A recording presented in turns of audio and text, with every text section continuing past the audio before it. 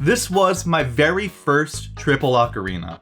It made me competent with multi-chamber ocarinas, a la not dropping them. It's plastic, it's got some airy notes, but gosh golly, do I feel fondly about this instrument. We are talking about the STL Plastic Triple Ocarina. I know what you're thinking. I just made a video praising plastic ocarinas, and now I'm calling this one infamous in the video title. What the heck? I liked, commented, and subscribed. And now Andy's a hypocrite? I'll have you know that for some users, if not many users, I would actually recommend this ocarina. But it's not the right ocarina for everyone. However, the right thing for everyone does include liking, commenting, and subscribing, so, you know. Anyways, here is a quick overview of the STL Plastic Triple Ocarina. As per the product page, it's a plastic triple ocarina with 3 octaves of range from A4 to A7. It's lightweight and compact, measuring at 4.5 inches long and weighing just 6.2 ounces. It also includes a carrying case and a fingering chart. It's in the key of Alto C, though STL has the somewhat confusing nomenclature of calling Alto C ocarinas Tenor C. Here is a link to a video by my good friend David Eric Ramos showing why the Tenor C nomenclature is both confusing and misleading, and why it should change. Do note that I only have ever had good experiences with STL's ocarinas. I'm not bashing the quality of their instruments, I just don't like that they call Alto C ocarinas Tenor C. It confuses people and does cause some problems for new people who've never bought an ocarina who want to buy one. Anyways, let's do a quick demo. We'll start with a scale.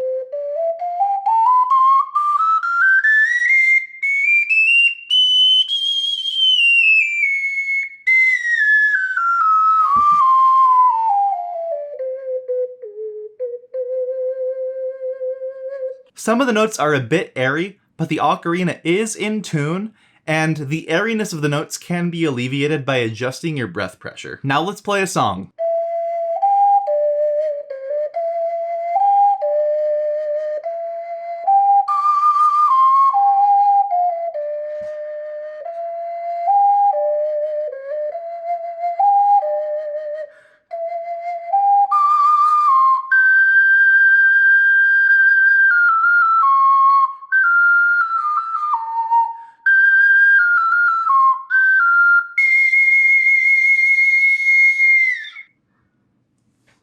Not bad. So I do have a little bit of commentary. In the Alto C range, you really don't need a triple ocarina. A double ocarina, absolutely. A max range double ocarina, like the one by STL, absolutely. Or a triple ocarina that doesn't focus on range and rather focuses on harmony. Also, that's a great idea. But the third chamber is just far higher than you'll ever need in most music you'd want to play on an ocarina. I personally love this ocarina. This was my main ocarina for literally like 2 or 3 years back when I started playing. I've had this ocarina for almost 10 years, oh my god. But like, I almost never used the third range, so as you can see, like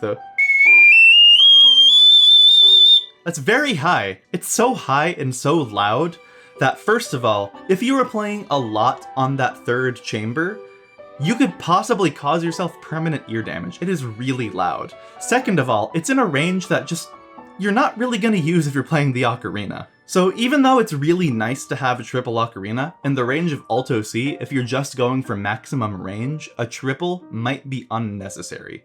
I would recommend a bass C triple ocarina more than I would an Alto C triple ocarina if you're going for maximum range. Second of all, some of the notes are a little bit airy, especially at the very top of the first chamber and the top of the second chamber. It's actually a lot less airy than I remember it being, and that's probably because I've gotten better as an ocarinist since I've played this ocarina regularly. Since I haven't played this ocarina regularly for the better part of 7 years. In the script for this video, I went based off of my memory of the instrument, and I was like, oh yeah, the high notes are airy, that's something that like, you cannot fix. But by just getting better at playing the instrument, the high notes are less airy than I remember, and it's honestly, a much more pleasant playing experience than I remember, which is amazing, especially for the price of this ocarina, which we'll be going over later. Keep that all in mind, and now let's compare this ocarina to a ceramic triple ocarina. We'll be using the Songbird Triple Harmony, which, just keep in mind, it does not have the exact same range as the STL Triple Plastic because it has overlapping notes between each chamber. You'll see what I mean when I do a quick demo. We'll start with a scale.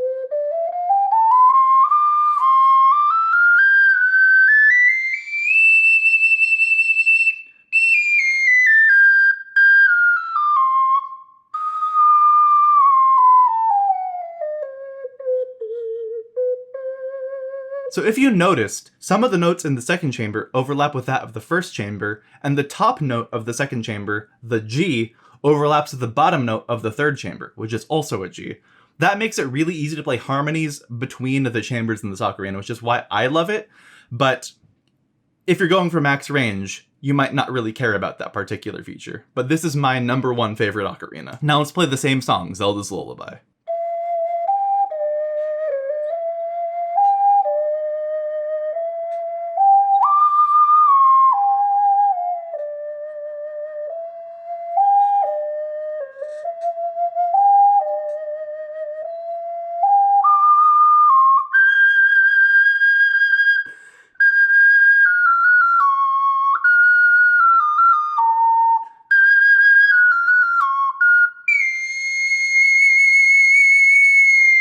There's this trope in like TV and like especially like cop dramas and whatever that's like, do you want the bad news first or the good news first? We're gonna follow that trope and give you the bad news first when it comes to the STL Plastic Triple Ocarina in the key of Alto C, or Tenor C as STL likes to put it. 1. I have in my script that the tone is like a C+ or B- at best, but after playing it again, I would actually say it's closer to like a B or a B+. That being said, it is really easy to hear the difference between the plastic and the ceramic. The ceramic is significantly higher quality, and that's just, you get what you're paying for at that point. The Songbird Triple Harmony is about 4 times the price of the STL Triple Plastic.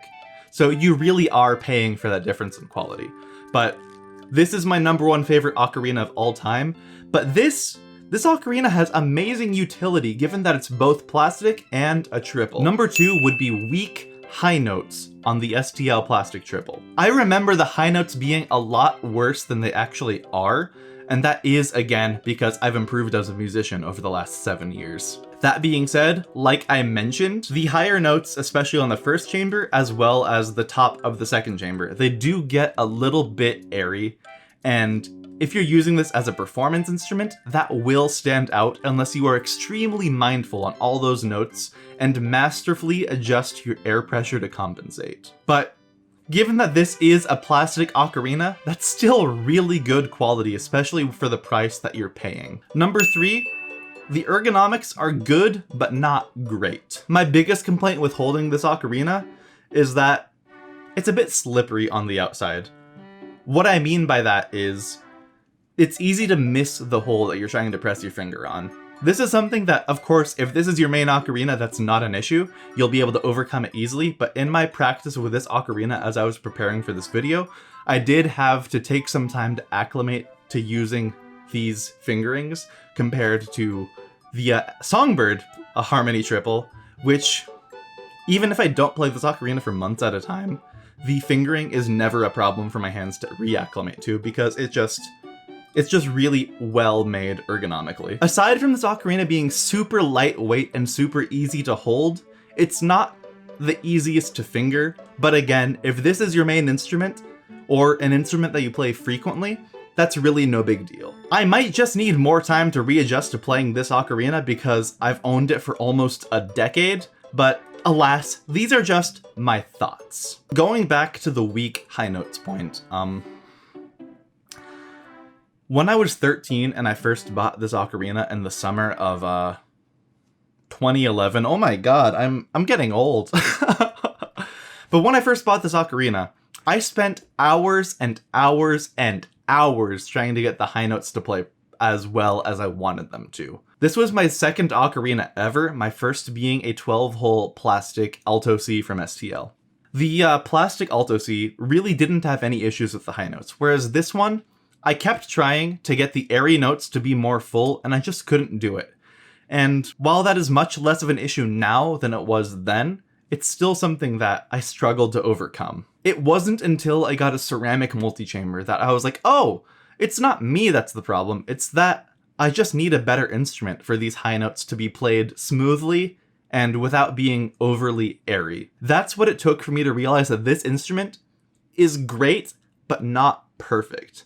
There's no such thing as a perfect ocarina. An ocarina might be perfect for you, but there's no such thing as an objectively perfect ocarina for all people. And there's no way I'm gonna say this ocarina is bad, because given the price, given the fact that it's plastic, given how it's just like really accessible as an instrument, this is an amazing deal. However, the amount of effort and adaptation it takes to get past the infamously difficult and infamously airy high notes on this ocarina are why this is the most infamous triple ocarina.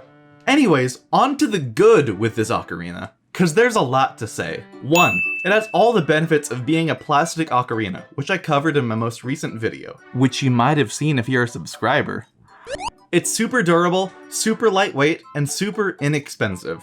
And while this instrument is not perfect, if you think there is any possible risk of you dropping your multi-chamber ocarina as you're learning how to play multi-chamber ocarinas, this might be the one for you to learn on, because it's plastic. If you drop it, oh, ouch. Since it's plastic, it won't break if you drop it. It might get scratched, it might get chipped, and it might damage the floor, but this ocarina will not break if you drop it. So if you're learning how to play a multi-chamber and you're worried about dropping it, I 100% recommend this one. It's durable, and number 2, it is crazy inexpensive for a multi-chamber ocarina. Your typical multi-chamber ocarina will cost you at least $120, $150, even $200 or $300 for a good one in ceramic. I bought this one for $69.99 in 2011, and it's still the same price today. And it's even often on sale. Number 3, this ocarina is still a triple ocarina. Unless you need the range or function of a triple ocarina, I would still recommend a 12-hole just because of the simplicity, the specialization, and the extra quality in that particular range. But this is a triple ocarina. It has all the utility, all the extra range, and all that, and I think that is an amazing thing. There are people who swear by this ocarina, like my friend Myles Davis.